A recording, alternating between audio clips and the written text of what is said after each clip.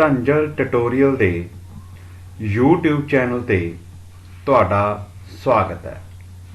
ਪਿਆਰੇ ਬੱਚੋ, ਅੱਜ ਅਸੀਂ 9ਵੀਂ ਕਲਾਸ ਦਾ 13ਵਾਂ ਚੈਪਟਰ ਪੜ੍ਹਾਂਗੇ, ਜਿਸ ਦਾ ਨਾਮ ਹੈ ਅਸੀਂ ਬਿਮਾਰ ਕਿਉਂ ਹੁੰਦੇ ਹਾਂ। Why do we fall ill? ਹਾਂਜੀ ਬੱਚੇ, ਪਹਿਲਾ ਟੌਪਿਕ ਹੈ ਆਪਣਾ ਸਿਹਤ ਅਤੇ ਇਸ ਦੇ ਵਿਗਾੜ, ਹੈਲਥ ਐਂਡ ਇਟਸ ਫੇਲੂਅਰ। ਤਾਂ ਬੱਚੇ, ਸਿਹਤ ਤੋਂ ਕੀ ਭਾਵ ਹੈ? ਸਿਹਤ ਉਹ ਅਵਸਥਾ ਹੈ ਜਿਸ ਦੇ ਅਧੀਨ ਸਰੀਰਕ, ਮਾਨਸਿਕ ਅਤੇ ਸਮਾਜਿਕ ਕਾਰਜ ਪੂਰੀ ਸਮਰੱਥਾ ਨਾਲ ਉਚਿਤ ਤਰੀਕੇ ਨਾਲ ਕੀਤੇ ਜਾ ਸਕਣ। ਤਾਂ ਬੱਚੇ, ਸਿਹਤ ਤੋਂ ਕੀ ਭਾਵ ਹੋਇਆ? ਸਿਹਤ, ਅਸੀਂ ਉਸ ਵਿਅਕਤੀ ਨੂੰ ਸਿਹਤਮੰਦ ਵਿਅਕਤੀ ਕਹਾਂਗੇ ਜੋ ਸਰੀਰਕ ਤੌਰ ਤੇ, ਦਿਮਾਗੀ ਤੌਰ ਤੇ ਅਤੇ ਸਮਾਜਿਕ ਤੌਰ ਤੇ ਆਪਣਾ ਕਾਰਜ ਪੂਰੀ ਸਮਰੱਥਾ ਨਾਲ ਕਰ ਸਕਦਾ ਹੋਵੇ। ਉਸ ਵਿਅਕਤੀ ਨੂੰ ਅਸੀਂ ਸਿਹਤਮੰਦ ਵਿਅਕਤੀ ਕਹਾਂਗੇ। ਇਸੇ ਤਰ੍ਹਾਂ ਹੀ ਇਸ ਦੀ ਡੈਫੀਨੇਸ਼ਨ ਦੇਖੋ ਕੀ ਹੈ। Health is a state of physical, mental and social wellbeing.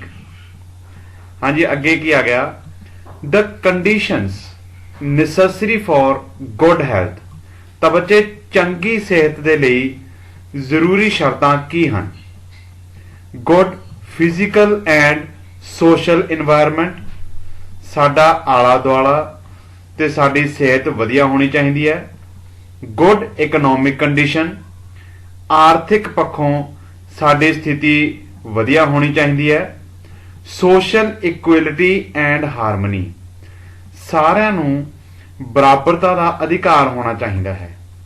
ਜੇ ਇਹ ਤਿੰਨੇ ਚੀਜ਼ਾਂ ਹੋਣਗੀਆਂ ਤਾਂ ਅਸੀਂ ਸਿਹਤਮੰਦ ਰਹਿ ਸਕਦੇ ਹਾਂ। ਸਿਹਤਮੰਦ ਰਹਿਣ ਦੇ ਨਾਲ ਹੀ ਅਸੀਂ ਸਿਹਤਮੰਦ ਸੋਚ ਦੇ ਧਾਰਨੀ ਵੀ ਬਣਾਂਗੇ।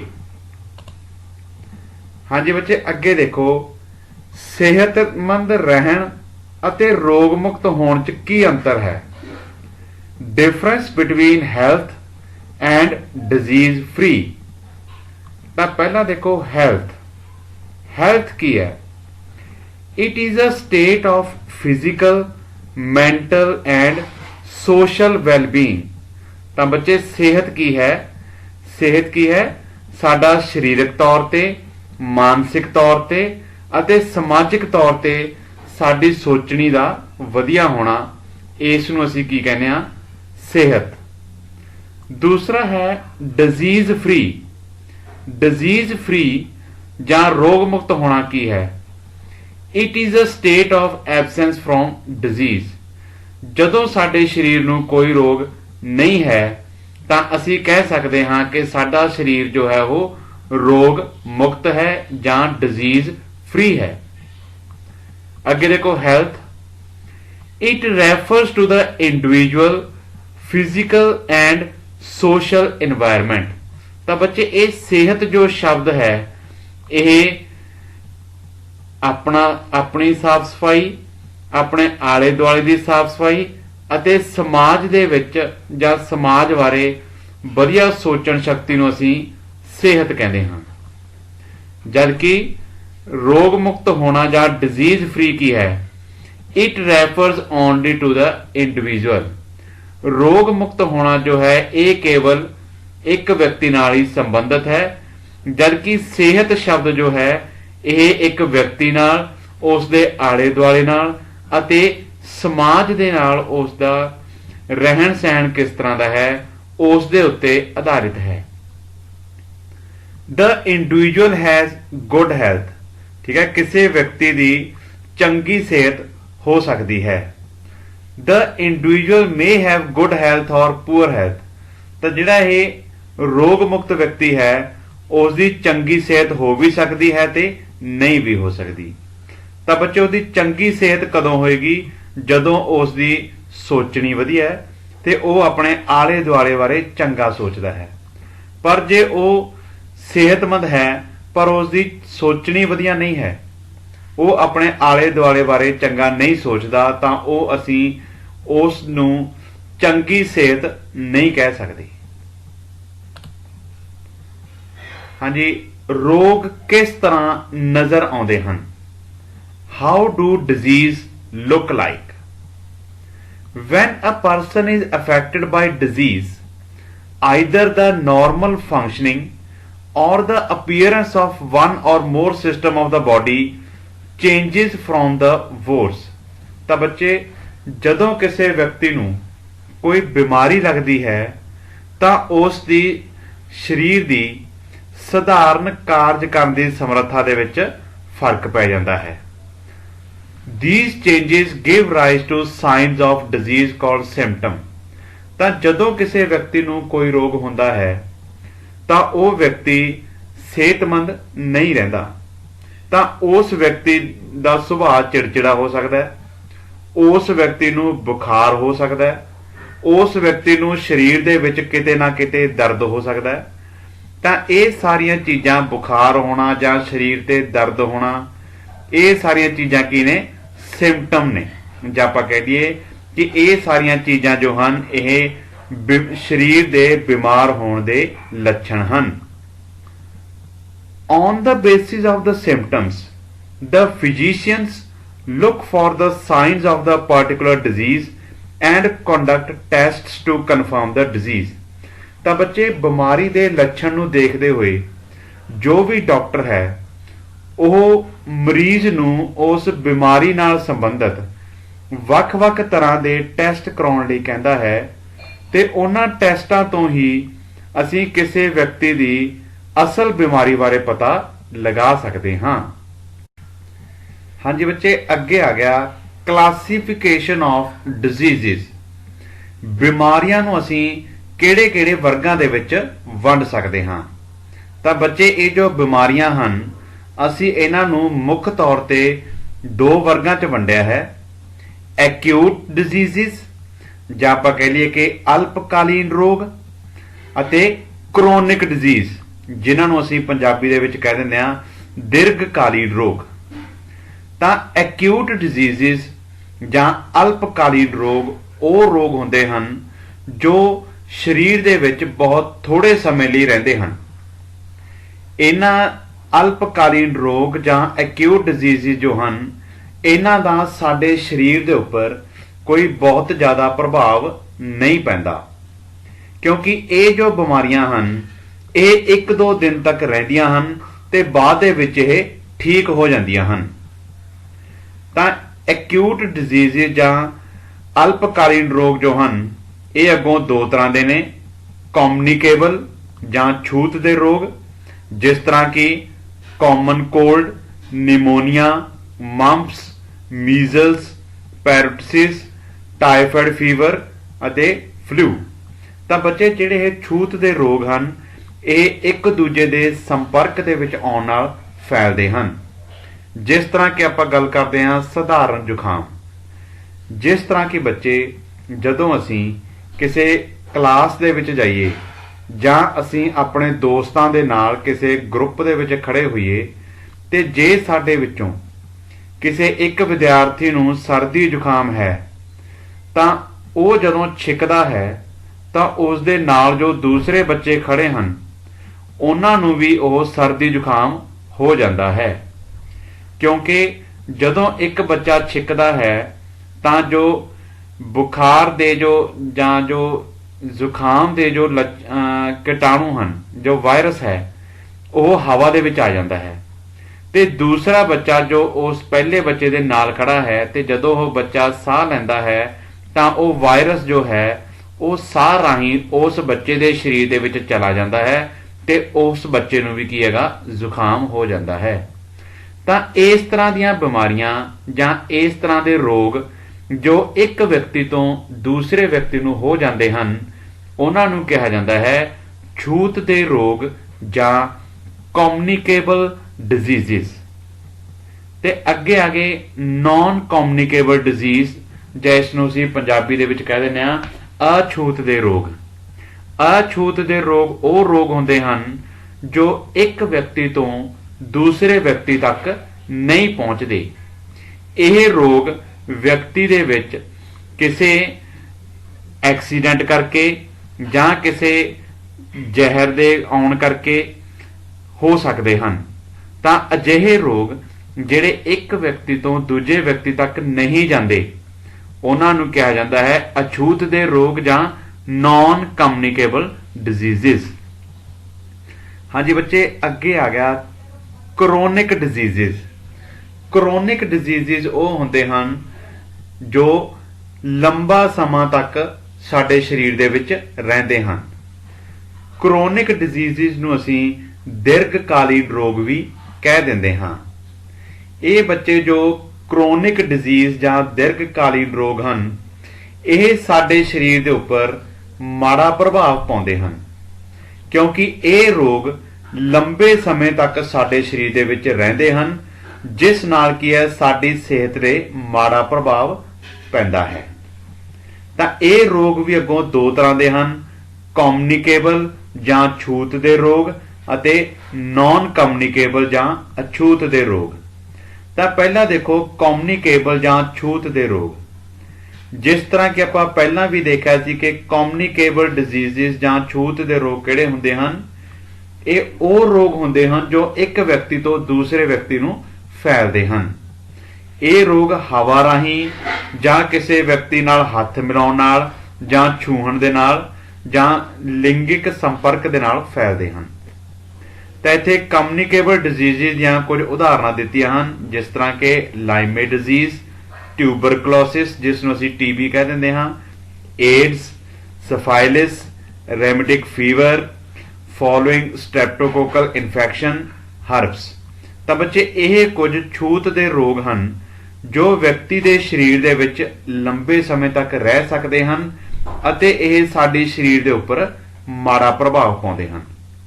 ਇਸੇ ਤਰ੍ਹਾਂ ਹੀ ਬੱਚੇ ਦੀਰਘਕਾਲੀਨ ਰੋਗ ਜਾਂ ਕਰੋਨਿਕ ਡਿਜ਼ੀਜ਼ ਦੀ ਜਿਹੜੀ ਦੂਜੀ ਸ਼੍ਰੇਣੀ ਹੈ ਉਹ ਕਿਹੜੀ ਹੈ, ਨਾਨ ਕਮਿਊਨੀਕੇਬਲ ਡਿਜ਼ੀਜ਼ਸ ਜਾਂ ਅਛੂਤ ਦੇ ਰੋਗ। ਤਾਂ ਇਹ ਉਹ ਰੋਗ ਹਨ ਜੋ ਇੱਕ ਵਿਅਕਤੀ ਤੱਕ ਹੀ ਸੀਮਿਤ ਰਹਿੰਦੇ ਹਨ ਤੇ ਇਹ ਇੱਕ ਵਿਅਕਤੀ ਤੋਂ ਦੂਸਰੇ ਵਿਅਕਤੀ ਨੂੰ ਹਵਾ ਰਾਹੀਂ ਜਾਂ ਛੂਹਣ ਰਾਹੀਂ ਨਹੀਂ ਫੈਲਦੇ।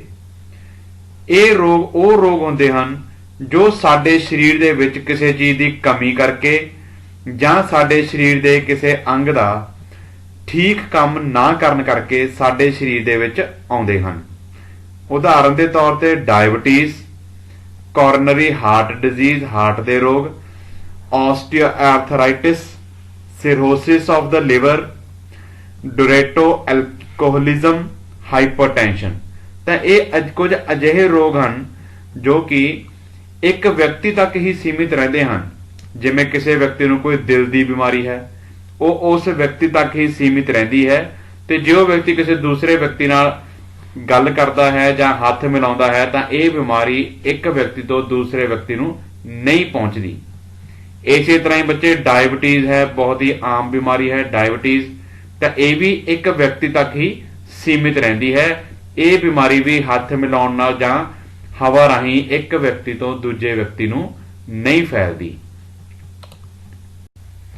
ਹਾਂਜੀ ਬੱਚੇ, ਅੱਗੇ ਆ ਗਿਆ ਰੋਗਾਂ ਦੇ ਕਾਰਨ, ਕਾਜ਼ਜ਼ ਆਫ ਡਿਜ਼ੀਜ਼।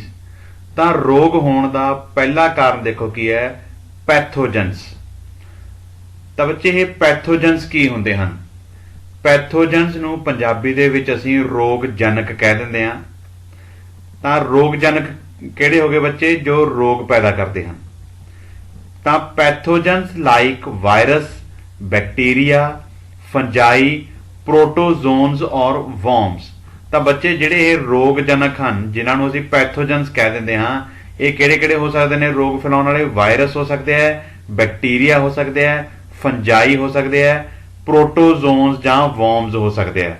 ਜਿਸ ਤਰ੍ਹਾਂ ਕਿ ਦੇਖੋ ਵਰਮ ਦੀ ਸ਼੍ਰੇਣੀ ਦੇ ਵਿੱਚ ਆ ਗਿਆ ਇਹ ਟੇਪ ਵਰਮ। ਇਸੇ ਤਰ੍ਹਾਂ ਬੱਚੇ ਪ੍ਰੋਟੋਜ਼ੋਆ ਦੀ ਸ਼੍ਰੇਣੀ ਦੇ ਵਿੱਚ ਕੀ ਆ ਗਿਆ? ਪਲਾਜ਼ਮੋਡੀਅਮ। ਤੇ ਇਹ ਕੀ ਹੈ? ਇਹ ਸਾਡੇ ਸਰੀਰ ਦੇ ਵਿੱਚ ਮਲੇਰੀਆ ਫੈਲਾਉਂਦਾ ਹੈ।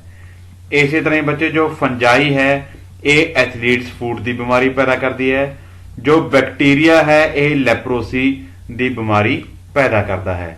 ਤਾਂ ਇਸ ਤਰ੍ਹਾਂ ਬੱਚੇ ਇਹ ਸਾਰੇ ਜੋ ਹਨ ਇਹ ਰੋਗ ਜਨਕ ਹਨ, ਇਹ ਪੈਥੋਜਨਸ ਹਨ। ਤਾਂ ਇਹ ਪੈਥੋਜਨਸ ਸਾਡੇ ਸਰੀਰ ਦੇ ਵਿੱਚ ਭੋਜਨ ਰਾਹੀਂ ਜਾਂ ਹਵਾ ਰਾਹੀਂ ਸਾਡੇ ਸਰੀਰ ਦੇ ਵਿੱਚ ਦਾਖਲ ਹੁੰਦੇ ਹਨ ਤੇ ਇਹ ਸਾਡੇ ਸਰੀਰ ਨੂੰ ਬਿਮਾਰੀਆਂ ਦਾ ਕਾਰਨ ਬਣਦੇ ਹਨ। ਤਾਂ ਦੂਸਰਾ ਕਾਰਨ ਕੀ ਹੋ ਸਕਦਾ ਹੈ ਰੋਗਾਂ ਦਾ? ਉਹ ਹੈ ਪੂਅਰ ਹੈਲਥ ਔਰ ਅੰਡਰ ਨਰਿਸ਼ਮੈਂਟ। ਤਾਂ ਬੱਚੇ ਜਦੋਂ ਸਾਡੇ ਸਰੀਰ ਨੂੰ ਸਹੀ ਪੋਸ਼ਕ ਤੱਤ ਨਹੀਂ ਮਿਲਦੇ ਜਾਂ ਗਰੀਬੀ ਕਾਰਨ ਸਾਨੂੰ ਸਹੀ ਪੋਸ਼ਕ ਤੱਤਾਂ ਵਾਲਾ ਭੋਜਨ ਨਹੀਂ ਮਿਲਦਾ ਜਾਂ ਸਾਡੇ ਭੋਜਨ ਦੇ ਵਿੱਚ ਕਿਸੇ ਨਾ ਕਿਸੇ ਤੱਤ ਦੀ ਕਮੀ ਹੋ ਜਾਂਦੀ ਹੈ, ਤਾਂ ਉਦੋਂ ਅਸੀਂ ਉਸ ਤੱਤ ਦੀ ਜੋ ਕਮੀ ਹੋਈ ਹੈ ਉਸ ਤੱਤ ਦੀ ਕਮੀ ਦੇ ਨਾਲ ਸਾਨੂੰ ਕੋਈ ਨਾ ਕੋਈ ਰੋਗ ਲੱਗ ਜਾਂਦਾ ਹੈ। ਜਿਵੇਂ ਕਿ ਜੇ ਸਾਡੇ ਸਰੀਰ ਦੇ ਵਿੱਚ ਵਿਟਾਮਿਨ ਏ ਦੀ ਘਾਟ ਹੋ ਜੇ ਤਾਂ ਸਾਨੂੰ ਅੰਧਰਾਤਾ ਦਾ ਰੋਗ ਹੋ ਜਾਂਦਾ ਹੈ। ਜੇ ਸਾਡੇ ਸਰੀਰ ਵਿੱਚ ਵਿਟਾਮਿਨ ਸੀ ਦੀ ਘਾਟ ਹੋ ਜੇ ਤਾਂ ਸਾਡੇ ਸਰੀਰ ਦੇ ਵਿੱਚ ਸਕਰਵੀ ਨਾਂ ਦਾ ਰੋਗ ਹੋ ਜਾਂਦਾ ਹੈ। ਤਾਂ ਅਜਿਹੇ ਰੋਗ ਉਦੋਂ ਹੁੰਦੇ ਹਨ ਜਦੋਂ ਸਾਡੇ ਸਰੀਰ ਨੂੰ ਸੰਤੁਲਿਤ ਭੋਜਨ ਜਾਂ ਪੋਸ਼ਕ ਤੱਤ ਪ੍ਰਾਪਤ ਨਹੀਂ ਹੁੰਦੇ। ਹਾਂਜੀ ਬੱਚੇ, ਰੋਗ ਹੋਣ ਦਾ ਅਗਲਾ ਕਾਰਨ ਕੀ ਹੈ? ਮਾਲ ਫੰਕਸ਼ਨਿੰਗ ਆਫ ਬਾਡੀ ਪਾਰਟਸ। ਤਾਂ ਬੱਚੇ ਜਦੋਂ ਸਾਡੇ ਸਰੀਰ ਦੇ ਅੰਗ ਜੋ ਹਨ ਉਹ ਸਹੀ ਕੰਮ ਕਰਨਾ ਬੰਦ ਕਰ ਦਿੰਦੇ ਹਨ ਜਾਂ ਕਿਸੇ ਨਾ ਕਿਸੇ ਕਾਰਨ ਸਾਡੇ ਸਰੀਰ ਦੇ ਅੰਗਾਂ ਦੇ ਵਿੱਚ ਕੋਈ ਨੁਕਸ ਪੈ ਜਾਂਦਾ ਹੈ ਤਾਂ ਉਹ ਸਹੀ ਕੰਮ ਕਰਨਾ ਬੰਦ ਕਰ ਦਿੰਦੇ ਹਨ, ਜਿਸ ਕਾਰਨ ਸਾਡਾ ਸਰੀਰ ਕਈ ਬਿਮਾਰੀਆਂ ਦੇ ਨਾਲ ਘਿਰ ਜਾਂਦਾ ਹੈ। ਹਾਂਜੀ ਬੱਚੇ, ਉਦੋਂ ਬਾਅਦ ਰੋਗ ਹੋਣ ਦਾ ਕਾਰਨ ਹੈ এনवायरमेंटल ਪੋਲਿਊਸ਼ਨ ਜਾਂ ਵਾਤਾਵਰਣ ਦਾ ਪ੍ਰਦੂਸ਼ਣ। ਹਾਂਜੀ ਬੱਚੇ, ਜੇ ਹੁਣ ਵਾਤਾਵਰਣ ਦੇ ਵਿੱਚ ਜ਼ਿਆਦਾ ਧੂਆਂ ਹੋਏਗਾ, ਵਾਤਾਵਰਣ ਦੇ ਵਿੱਚ ਜੇ ਜ਼ਿਆਦਾ ਜ਼ਹਿਰੀਲਾ ਧੂਆਂ ਹੋਏਗਾ ਤਾਂ ਉਹ ਧੂਆਂ ਸਾਹ ਰਾਹੀਂ ਸਾਡੇ ਫੇਫੜਿਆਂ ਦੇ ਵਿੱਚ ਦਾਖਲ ਹੁੰਦਾ ਹੈ ਤੇ ਫੇਫੜਿਆਂ ਵਿੱਚ ਜਾ ਕੇ ਉਹ ਸਾਡੇ ਫੇਫੜਿਆਂ ਨੂੰ ਨੁਕਸਾਨ ਕਰਦਾ ਹੈ। ਤਾਂ ਇਸ ਲਈ ਰੋਗਾਂ ਤੋਂ ਬਚਾਅ ਦੇ ਲਈ ਕੀ ਜ਼ਰੂਰੀ ਹੈ ਕਿ ਅਸੀਂ ਆਪਣਾ ਆਲਾ ਦੁਆਲਾ ਸਾਫ਼ ਸੁਥਰਾ ਰੱਖੀਏ ਤੇ ਧੂਏ ਦਾ ਪ੍ਰਦੂਸ਼ਣ ਅਸੀਂ ਘੱਟ ਤੋਂ ਘੱਟ ਕਰੀਏ। ਹਾਂਜੀ ਬੱਚੇ, ਅਗਲਾ ਜੋ ਰੋਗਾਂ ਦਾ ਕਾਰਨ ਹੈ ਉਹ ਹੈ ਜੈਨੇਟਿਕ ਡਿਸਆਰਡਰਸ। ਤਾਂ ਬੱਚੇ, ਜੈਨੇਟਿਕ ਡਿਸਆਰਡਰਸ ਕੀ ਹੁੰਦੇ ਹਨ? ਜੈਨੇਟਿਕ ਡਿਸਆਰਡਰਸ ਉਹ ਬਿਮਾਰੀਆਂ ਹੁੰਦੀਆਂ ਹਨ ਜੋ ਉਦੋਂ ਪੈਦਾ ਹੁੰਦੀਆਂ ਹਨ ਜਦੋਂ ਸਾਡੇ ਜੀਨਸ ਦੇ ਵਿੱਚ ਕੋਈ ਨਾ ਕੋਈ ਨੁਕਸ ਪੈ ਜਾਵੇ। ਤਾਂ ਜਦੋਂ ਕੋਈ ਬੱਚਾ ਜਨਮ ਲੈਂਦਾ ਹੈ, ਜਨਮ ਸਮੇਂ ਜੇ ਉਸ ਦੇ ਜੀਨਸ ਦੇ ਵਿੱਚ ਕੋਈ ਨੁਕਸ ਪੈ ਜਾਵੇ ਤਾਂ ਉਸ ਦੁਆਰਾ ਜਿਹੜੀਆਂ ਬਿਮਾਰੀਆਂ ਪੈਦਾ ਹੋਣਗੀਆਂ, ਉਸ ਨੁਕਸ ਕਾਰਨ ਜਿਹੜੀਆਂ ਬਿਮਾਰੀਆਂ ਪੈਦਾ ਹੋਣਗੀਆਂ ਉਹਨਾਂ ਬਿਮਾਰੀਆਂ ਨੂੰ ਕੀ ਕਿਹਾ ਜਾਂਦਾ ਹੈ? Genetic disorders. ਹਾਂਜੀ ਬੱਚੇ, ਅੱਗੇ ਆ ਗਏ ਰੋਗ ਵਾਹਕ ਜਾਂ ਇਨਫੈਕਸ਼ੀਅਸ ਏਜੰਟਸ। ਤਾਂ ਇਨਫੈਕਸ਼ੀਅਸ ਏਜੰਟਸ ਜਾਂ ਰੋਗ ਵਾਹਕ ਕੀ ਹੁੰਦੇ ਹਨ? ਇਹ ਬੱਚੇ ਰੋਗ ਵਾਹਕ ਉਹ ਹੁੰਦੇ ਹਨ ਜੋ ਬਿਮਾਰੀਆਂ ਫੈਲਾਉਂਦੇ ਹਨ। ਉਹਨਾਂ ਰੋਗ ਵਾਹਕਾਂ ਨੂੰ ਅਸੀਂ ਕੀ ਕਹਿੰਦੇ ਹਾਂ? ਪੈਥੋਜਨਸ। The agents which cause infectious diseases are called pathogens। ਜਾਂ ਰੋਗ ਵਾਹਕ ਉਹ ਹੁੰਦੇ ਹਨ ਜੋ ਬਿਮਾਰੀਆਂ ਫੈਲਾਉਂਦੇ ਹਨ। ਇਹਨਾਂ ਨੂੰ ਅਸੀਂ ਇੰਗਲਿਸ਼ ਦੇ ਵਿੱਚ ਕੀ ਕਹਿੰਦੇ ਹਾਂ? ਪੈਥੋਜਨਸ। These are virus, bacteria, fungi, protozoans and worms। ਤਾਂ ਇਹ ਵੱਖ-ਵੱਖ ਤਰ੍ਹਾਂ ਦੇ ਰੋਗ ਵਾਹਕ ਹਨ, ਜਿਵੇਂ ਵਾਇਰਸ, ਬੈਕਟੀਰੀਆ, ਫੰਜਾਈ, ਪ੍ਰੋਟੋਜ਼ੋਨਸ ਅਤੇ ਵਰਮਸ। ਤਾਂ ਹੁਣ ਬੱਚੇ, ਇਹ ਜੋ ਚਾਰਟ ਹੈ, ਇਸ ਚਾਰਟ ਦੇ ਵਿੱਚ ਵੱਖ-ਵੱਖ ਤਰ੍ਹਾਂ ਦੇ ਇਨਫੈਕਸ਼ੀਅਸ ਏਜੰਟਸ ਦਿਖਾਏ ਗਏ ਹਨ ਤੇ ਉਹਨਾਂ ਇਨਫੈਕਸ਼ੀਅਸ ਏਜੰਟਸ ਦੁਆਰਾ ਕਿਹੜੀਆਂ-ਕਿਹੜੀਆਂ ਬਿਮਾਰੀਆਂ ਹੁੰਦੀਆਂ ਹਨ ਉਹਨਾਂ ਬਾਰੇ ਦੱਸਿਆ ਗਿਆ ਹੈ। ਜਿਸ ਤਰ੍ਹਾਂ ਕਿ ਪਹਿਲਾਂ ਦੇਖੋ, ਵਾਇਰਸ। ਇਹ ਕਿਹੜੀਆਂ-ਕਿਹੜੀਆਂ ਬਿਮਾਰੀਆਂ ਫੈਲਾ ਸਕਦਾ ਹੈ? Common cold, influenza, measles, mumps, chicken pox, AIDS, hepatitis B et cetera. ਇਸੇ ਤਰ੍ਹਾਂ ਹੀ ਬੈਕਟੀਰੀਆ, ਇਹ ਕਿਹੜੀਆਂ ਬਿਮਾਰੀਆਂ ਫੈਲਾ ਸਕਦਾ ਹੈ? Cholera, typhoid, tuberculosis, tetanus, anthrax, food poisoning et cetera. इसी तरह बच्चे अगे है फंजाई। फंजाई जो है यह स्किन इन्फेक्शंस या चमड़ी संबंधी बीमारियां फैलाती है, फंजाई। अगे आ गया प्रोटोजोन्स।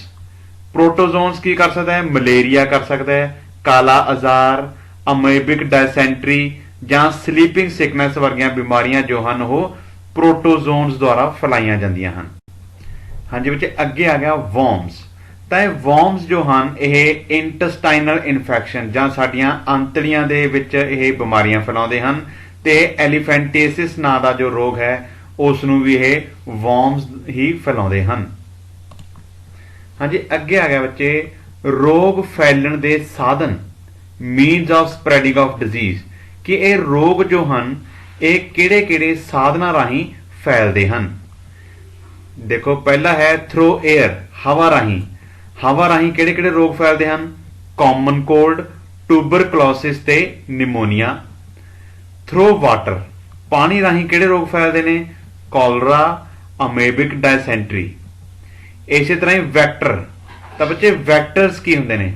ਵੈਕਟਰਸ ਉਹ ਹੁੰਦੇ ਹਨ ਜੋ ਰੋਗ ਫੈਲਾਉਣ ਵਾਲੇ ਜੀਵਾਣੂਆਂ ਨੂੰ ਲੈ ਕੇ ਜਾਂਦੇ ਹਨ, ਜਿਸ ਤਰ੍ਹਾਂ ਕਿ ਮੌਸਕੀਟੋ ਜਾਂ ਮੱਛਰ ਜੋ ਹੈ ਇਹ ਮਲੇਰੀਆ ਫੈਲਾਉਣ ਦੇ ਵਿੱਚ ਸਹਾਇਤਾ ਕਰਦਾ ਹੈ।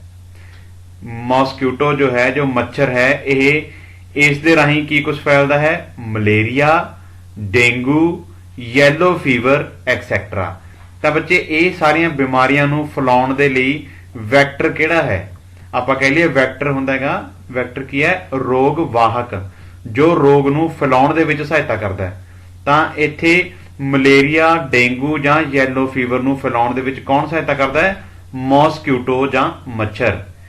ਤੇ ਅਗਲਾ ਵੈਕਟਰ ਕਿਹੜਾ ਹੈ? ਫਲਾਈਜ਼, ਜੋ ਮੱਖੀਆਂ ਹਨ।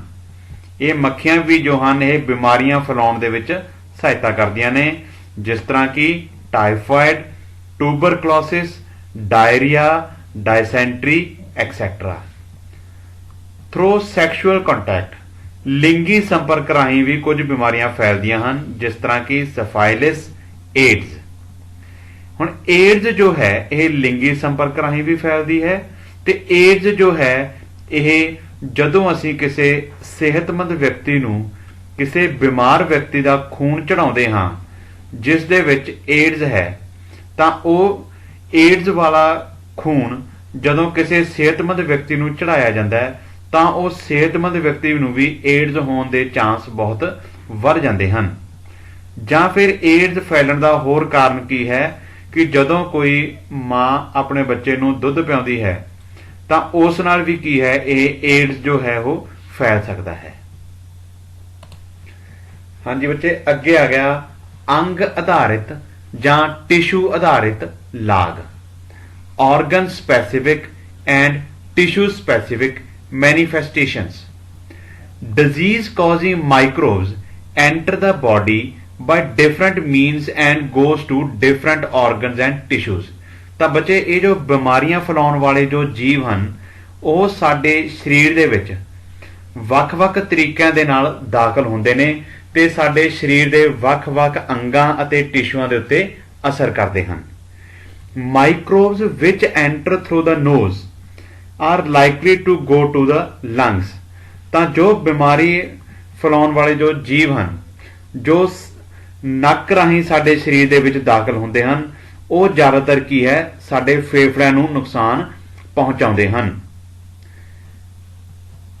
ਤਾਂ bacteria which causes tuberculosis of lungs, ਤਾਂ ਜਿਸ ਤਰ੍ਹਾਂ ਕਿ ਇਹ ਬੈਕਟੀਰੀਆ ਜੋ ਹੈ ਜੇ ਇਹ ਸਾਹ ਰਾਹੀਂ ਸਾਡੇ ਸਰੀਰ ਦੇ ਵਿੱਚ ਦਾਖਲ ਹੁੰਦਾ ਹੈ ਤਾਂ ਇਹ ਫੇਫੜਿਆਂ ਦੀ ਟੀਬੀ ਦਾ ਕਾਰਨ ਬਣਦਾ ਹੈ।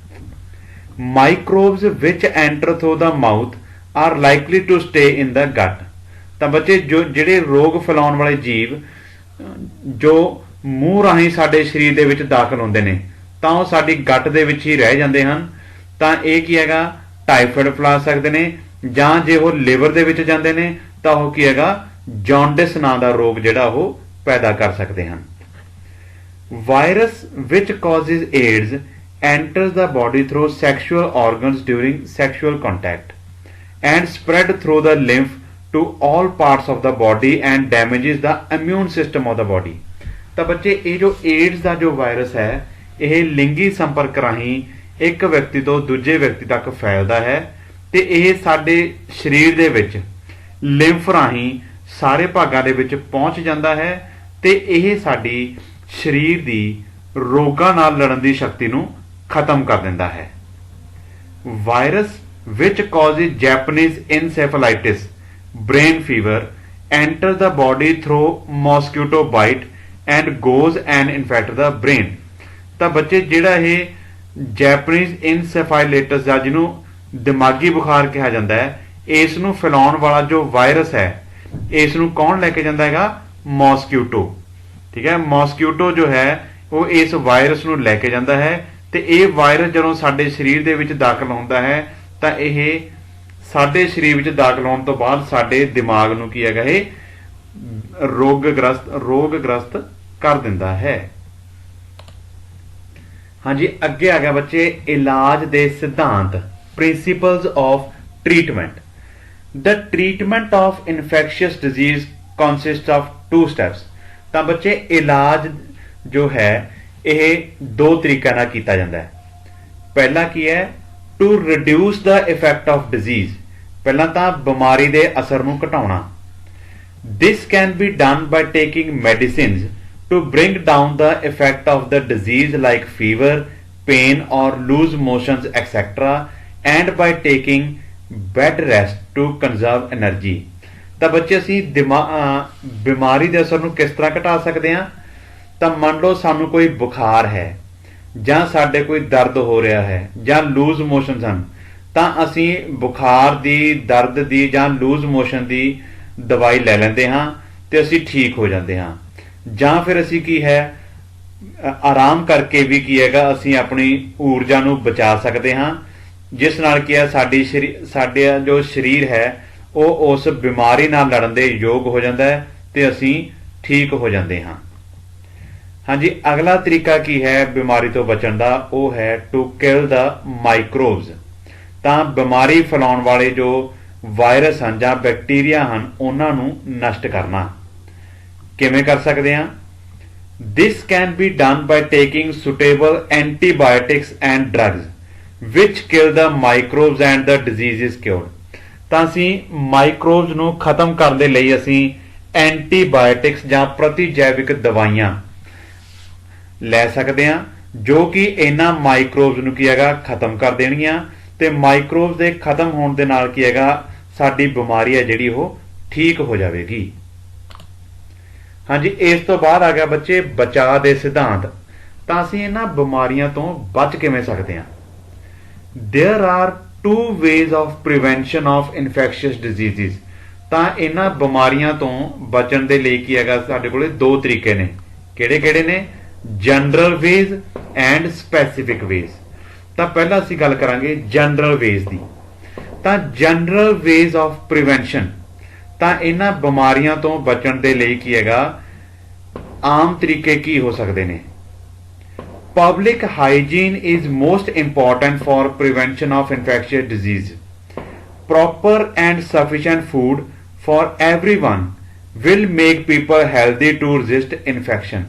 ਇੱਕ ਤਾਂ ਦੇਖੋ ਬੱਚੇ ਪਬਲਿਕ ਹਾਈਜੀਨ, ਸਾਨੂੰ ਸਾਡਾ ਆਲਾ ਦੁਆਲਾ ਜਿਹੜਾ ਹੈਗਾ ਉਹ ਸਾਫ਼ ਰੱਖਣਾ ਚਾਹੀਦਾ ਹੈ, ਕਿਉਂਕਿ ਜੇ ਸਾਡਾ ਆਲਾ ਦੁਆਲਾ ਸਾਫ਼ ਹੋਊਗਾ ਤਾਂ ਉੱਥੇ ਮੱਖੀਆਂ ਮੱਛਰ ਪੈਦਾ ਨਹੀਂ ਹੋਣਗੇ, ਉੱਥੇ ਵਾਇਰਸ ਪੈਦਾ ਨਹੀਂ ਹੋਣਗੇ, ਜਿਹਦੇ ਕਰਕੇ ਕੀ ਹੈ ਅਸੀਂ ਬਿਮਾਰੀਆਂ ਤੋਂ ਬਚ ਸਕਦੇ ਹਾਂ।